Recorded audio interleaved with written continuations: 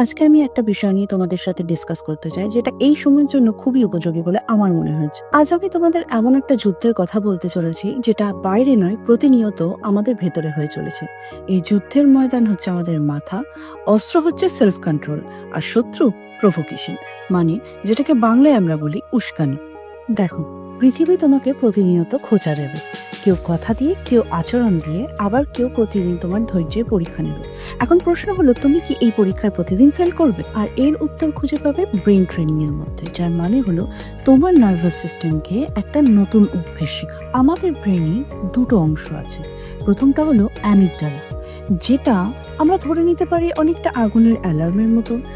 বাইরে থেকে কেউ যদি খোঁচা মারে, টোকা দেয়, এটা সঙ্গে সঙ্গে অ্যাক্টিভেট হয়ে যায় আর তোমাকে সিগন্যাল পাঠায় যুদ্ধ করো, পালাও বা চিৎকার করো। আর আরেকটা অংশ আছে প্রিফ্রন্টাল কর্টেক্স। এই প্রিফ্রন্টাল কর্টেক্সকে আমরা ধরে নিতে পারি তোমাদের সিইও। এটা সিগন্যাল দেয় দাঁড়াও, ভাবো, তারপর সিদ্ধান্ত নিয়ে কাজটা করো। এবার প্রবলেমটা হলো, বেশিরভাগ মানুষেরই সিইও ঘুমিয়ে থাকে। অ্যালার্ম বাজলেই তারা লাফাতে শুরু করে। আর এই ব্রেন ট্রেনিং হচ্ছে আমাদের সেই সিইওকে জাগিয়ে ওঠানো, প্রতিদিন একটু একটু করে প্র্যাকটিসের মাধ্যমে। কিভাবে? তিনটে জিনিস। First, pause practice. কেউ কিছু বললে 3 সেকেন্ড চুপ করে যাও, শুধু 3 সেকেন্ড। এই 3 সেকেন্ডের মধ্যে তোমার রিয়াকশন থেকে রেসপন্সে তুমি শিফট করো। Second, labelling. মনকে রাগ উঠলেই মনে মনে বলো এটা রাগ, আর একটা লেবেলিং দিয়ে দিলে কিন্তু ব্রেনের পাওয়ার অনেকটা কমে যায়। Third, reframing. ও আমাকে অপমান করলো, এটা ভেবো না, বরং মনে মনে বলো ও নিজের দিনটা খারাপ গেছে, তাই আমারও দিনটা খারাপ করতে চাইছে। এবার আসি সেলফ কন্ট্রোলে। এটাকে কেন সুপার পাওয়ার বলা হয়? মার্কাস অরেলিয়াস, বিরাট রোমান সম্রাট, তিনি রোজ ডায়েরি লিখতেন। কেন না, তিনি মনে করতেন গোটা সাম্রাজ্যটা চালাতে পারলেও নিজের মনকে চালানো সব থেকে কঠিন কাজ। আর তিনি লিখেছেন, তোমার মধ্যে শক্তি আছে শুধুমাত্র তোমার মনকে কন্ট্রোল করার জন্য, বাইরের উপর নয়। তাই এটা যদি তুমি নিজের মনকে বোঝাতে পারো, তাহলে সেখানেই তুমি অর্ধেক যুদ্ধ জিতে গেলে। সেলফ কন্ট্রোল মানে কিন্তু নিজের অনুভূতিগুলোকে চেপে রাখা না। এটার মানে হচ্ছে তোমাকে বুঝে নিতে হবে কোন যুদ্ধটা তোমার আর কোনটা তোমার নয়। মাইক টাইসনকে একবার জিজ্ঞেস করা হয়েছিল, রিংয়ে নামার আগে আপনার ভয় করে না? ওনার উত্তর কি ছিল জানো? ভয় সবার করে, আমারও করে। একজন হিরো আর কাওয়ার্ড দুজনেই ভয় পায়, কিন্তু তফাৎটা কোথায় জানো? হিরো নিজের ওই ভয় পাওয়ার অনুভূতিটাকে কন্ট্রোল করতে পারে। তোমার রাগ, ইগো, হার্ট হওয়া, এগুলো খুব স্বাভাবিক, কিন্তু এগুলোকে যদি তোমার স্টিয়ারিং হুইলটা দিয়ে দাও, তাহলে গাড়ি তুমি নিজেই খাদে ফেলবে। তাহলে প্রভোকিং সাইকোলজির জবাব কি?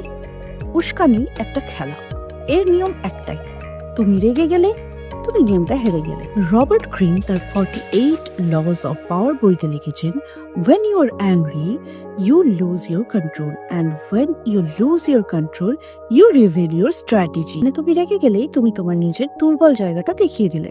তাহলে জবাব কি? Rule number 1, don't take the bait. কেউ তোমাকে টোপ দিচ্ছে, তুমি খেলেই ফেসে গেলে। ভিক্টর ফ্র্যাঙ্কল, যিনি কনসেন্ট্রেশন ক্যাম্প থেকে বেঁচে ফিরেছিলেন, তিনি একটা কথা বলেছিলেন, আমাদের স্টিমুলাস আর রেসপন্সের মাঝে ছোট্ট একটা স্পেস আছে। এই স্পেসের মধ্যেই আছে পাওয়ার, যেটা কিনা আমাদের রেসপন্স করবার ধরনটা বেছে দেয়। কেউ তোমাকে গালি দিল, সেটা স্টিমুলাস, সাথে সাথে তুমিও গালি দিলে, এটা রিয়াকশন। কিন্তু মাঝের ওই ছোট্ট স্পেসটা যদি তুমি ব্যবহার করো, তাহলে তাকে সঠিক রিয়াকশনটা দেওয়ার পাওয়ার তুমি নিজেই পেয়ে যাবে। Rule number 2, silence is the loudest answer. Bruce Lee বলতেন, empty your mind, be formless, be shapeless like the water. জলকে ঘুষি মারলে কি হয়? কিছুই না, জল আবার শান্ত হয়ে যায়। তোমাকে উস্কানিমূলক মন্তব্য করা লোকটাকে যখনই তুমি কোনো রেসপন্স দেবে না, তখন সে নিজে থেকেই কনফিউজ হয়ে যাবে, কারণ এটা তো তার স্ক্রিপ্টে লেখা ছিল না। স্টিভ জবসকে একবার প্রকাশ্য মিটিংয়ে অপমান করা হয়েছিল। উনি কিন্তু চিৎকার করেননি, উনি সামান্য হেসে একটা লাইন বলেছিলেন, you know, you can please some of the people some of the time, but এরকম বলে খুব স্মার্টলি তিনি টপিকটা এড়িয়ে গেছিলেন। রেজাল্ট এটাই হলো, অপমানটা ওনার গায়ে লাগেনি, তার গায়ে লেগেছিল যিনি অপমানটা করেছিলেন।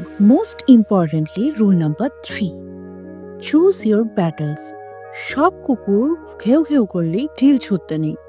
শ্রীকৃষ্ণ গীতায় অর্জুনকে বলেছিলেন, সুখে দুঃখে লাভে ক্ষতিতে জয় পরাজয়ে যে সর্বদা সমান থাকে সেই প্রকৃত যোগী। মানে সব জায়গায় সমান রিয়াক্ট করলে চলবে না, তোমার এনার্জি লিমিটেড, তাই যেখানে দরকার সেখানে খরচা করো। সব থেকে শেষ কথা, আনবদার্ড মানে কি?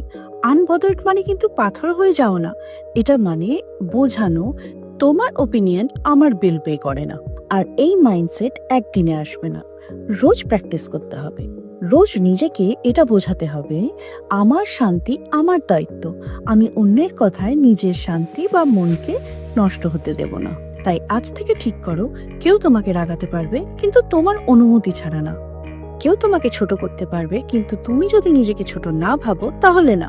কারণ দিন শেষে যার নিজের মাথার উপর কন্ট্রোল আছে, পৃথিবীর কোনো উস্কানি তাকে কন্ট্রোল করতে পারে না।